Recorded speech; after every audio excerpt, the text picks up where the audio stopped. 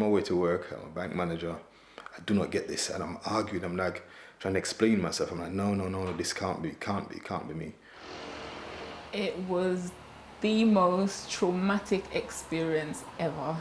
Being pulled over, and before you could blink, the handcuffs were on Dale, and he was pulled outside the car, and I was trying to understand what is going on. What did we do? Hello fam, welcome to the African Diaspora News channel. I am Wongel Zelalem bringing you this report.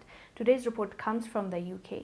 This black man who was a bank manager who has been harassed by the Metropolitan Police for 26 months, and he is about to sue them because he went through hell. Watching this actually made me angry more than anything, because this guy was minding his own business, working and actually being a good citizen. He did not deserve this at all. Let me show you a little bit of what happened to him. For context, we'll come back and discuss. I'm accustomed to being pulled over and stopped when I'm driving cars and so on. I'm accustomed to it. I get it. Never liked it, but I understood, right? But this particular day when they've come out, it was so many police officers. And they said, we're here to arrest you for firearms. I'm like, firearms? I'm like, really? I said, no, you got the wrong person. I don't get this. I'm on my way to work. I'm a bank manager. I do not get this. And I'm arguing. I'm like trying to explain myself. I'm like, no, this can't be me. It was the most traumatic experience ever. Being pulled over, and before you could blink, the handcuffs were on Dale, and he was pulled outside the car, and I was trying to understand what is going on. What did we do? Trying to get a sense from the cops and not understanding what's going on, and basically just being shouted at to stay in the car, be quiet, we're talking to him. Around the same time, police were breaking into his mother's flat while she worked at the local hospital. I worked for the NHS 20 years coming July, and to hear that guns going through my flat, are they crazy? How could he afford the things in his house? A nice car. One of the comments the police officer even said when they came in, how did you get to have all these things? I'm like, have all of what? I don't understand. And he's like, it's clear that in one of the statements they've written, they say we're living above our means. I'm like, how can you know we're living above our means? You don't know what I do. No firearm was found in his house, his partner's or his mother's. Initially, the arrest was for firearms possession. Now it was for money laundering. How is it possible from firearm to money laundering? Something is not quite right. And from the onset, the undertone to this whole investigation was, look at us. We are black people. This is the reason why this is continuing, and there is no end to this.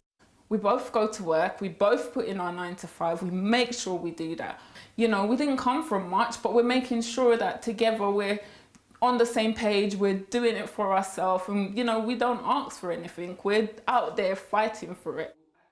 Dale was suspended from his job at the bank. Police obtained a financial restraint order freezing all his assets. Dale, who owns a number of buy-to-let properties and with his partner shares a 6-figure income, says he couldn't even get £1 out of the cash point. The information he provided was, I have an explanation. I've explained my assets, my finances. He produced, within 24 hours, a file because they said his watch, his jewellery, his possessions were all tainted items. So under the Proceeds of Crime Act 2002, they made the assertion that everything was part of the proceeds of crime. They have used shoestring or false intelligence that there's a young black man with no previous convictions driving a brand new X6, enjoying life, and then the next day he's the enemy of the state, where his assets, his finances are paralysed, his mental health compromised. His whole life is literally being watched. The financial restraint order against him was dropped, as there was no lawful grounds for it to remain in place. He was awarded £10,000 in costs by the Crown Prosecution Service. After watching this video, I can assume how you're feeling. Anger. That's the exact same way I felt.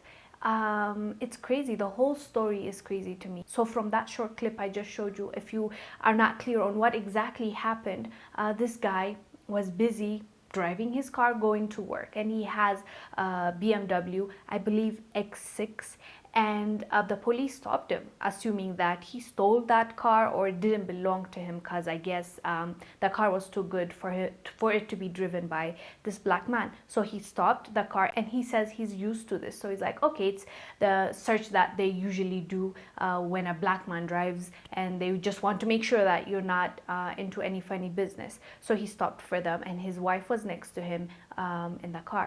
So they took him out. But he said this time it was different than other times. They stopped to check on him and say, you know, we stopped you to check if everything is okay. Do you have anything on you? But he said this time around there were many of them, many police officers, and they told him they're stopping him because they suspect that he has a firearm on him.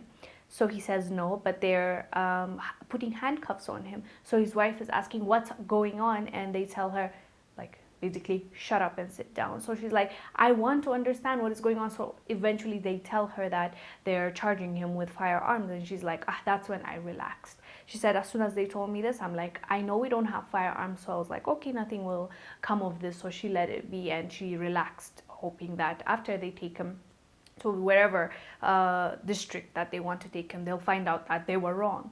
So at the same time they're doing that to him, they were going through his mom's house. Like she said, they messed her whole house, turned it upside down to try and check if he hid the firearms in her house. Of course, they couldn't find anything. This goes on. They let him go, and at that moment, they froze all his assets, his money that he has in his bank account, and he couldn't do anything because they suspected that he had something to do with money laundering, and it was firearms, and then it turned to money laundering, and they held everything. And he even said that they were asking him, how are you able to afford all these things? And he's like, I work. And they didn't even bother to ask him what he does for a living, and he's a bank manager. I'm assuming they get paid well. So fast forward, they let him go, but they freeze everything that he had, so he can't use anything. In that meanwhile, his bosses, his company that he's working for, that he works really hard for, you to become a bank manager, you need to have contributed to that company, and you're a good employee to get to the manager level, one would assume. So they suspend him until this investigation is over, because for all they know, if the police is claiming that he did all these things, he might have. So they suspended him. So this guy has no job. All his money is seized because he can't use it. It's frozen. It's not seized, but it's frozen for the time being until the police finds out after their investigation if he did it or not, because they didn't believe that he brought that money in legitimate ways. So he has no money. He's suspended, and his life just turned upside down. And his mother was talking about the moment where he even called her crying. And this is a man, you know, men they don't want to show you that side of them. For him to break down and cry to his mom shows us that he was really going through it. And he cries to his mom and tells her, I don't know what to do. I don't know what to do going forward. One time he called me, he was going to the gym, and he called me, he said, Mommy, I'm at the park, and I was going to work. And he called me and he was crying, and he said, Mommy, I'm going crazy. Why are they doing this to me? You could imagine hearing that from your child. Oh dear, it's a nightmare I can't wake up from. How dark was it for you? It was really, really bad. It got to the point where sometimes I felt like I didn't even want to be around.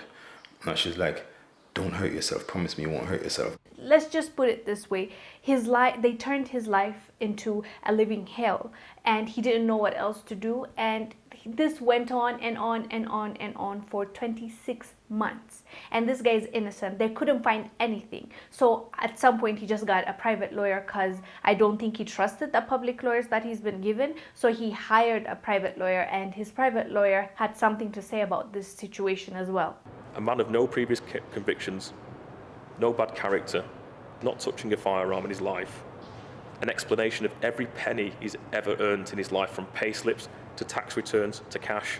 The question I'd be asking myself as looking at this case would be, to go this far, surely with all the costs, God knows how much the financial investigation and the CPS spent on this very 26-month case in the public purse, as well as my client defending himself privately, you'd think that there was something. There's nothing. There's absolutely nothing. Dale's lawyer says from the beginning police obtained warrants based on a wholly inaccurate portrayal of Dale's character, and that if he'd been a white bank manager, this would never have happened. On the 11th of October, the Met Police tell Dale's lawyer no further action will be taken in the case. There was no apology. As you heard, the lawyer is saying that they couldn't find anything on him. Everything he has is accounted for, and he got it by working hard for it. So since they couldn't find anything, they just dropped the case. I assume they dropped the case. That's what they said. But they didn't even give him an apology. They didn't say sorry for, messing up his life. This outstanding citizen was discriminated against for just being black. From the looks of it, this guy was harassed for his skin color. And how's that fair? Like, you do everything the right way. You go to school, you finish class, you work hard, you get your money, do something nice for yourself, for your family, and still the police harass you. I was trying to think how this guy must have been feeling, and he said even at some point he just didn't want to live in this world anymore because he felt let down. He's under surveillance all the time. He hasn't done anything, and yet he can't use his money. He's been suspended from work, and to top it all off, they're working a case against him to send him to jail for something he hasn't done. How crazy is this? So I was so angry after watching this. Thank you so much. A subscriber sent this video to us. Thank you, David. This story is upsetting, and I'm so happy that he's gearing up to sue them. He should. But at the end of the investigation, they also mentioned that the court ordered 10,000 euro to be given to him for his inconvenience, I guess. But 26 months of being out of a job, his money being held, and him not living the life that he was accustomed to for 26 months. I think he should get more than that, and I'm glad he's suing the police. Maybe this can be like a teaching process for them for the future. Like when they're just targeting a black man or a black woman and harassing them, they should think twice. And I don't know. I just don't know. I genuinely believe this guy deserves more. I'm glad he's suing them, not just for him, for people that might face the same thing in the future, that will be in the same circumstance as he is, just being profiled for the color of their skin. And I'm glad that he's suing them. I hope he gets a lot of money from this, because this didn't just affect him financially. He was emotionally affected by this situation as well. So go on, brother, and sue them. And I can't wait to see what the verdict will be. And as I said, I hope he gets a lot of money. Anyways, guys, do let us know down below what your thoughts are about this brother going through all this for no reason. I am Wongel Zelalem bringing you this report. I'll see you on the next one. Bye.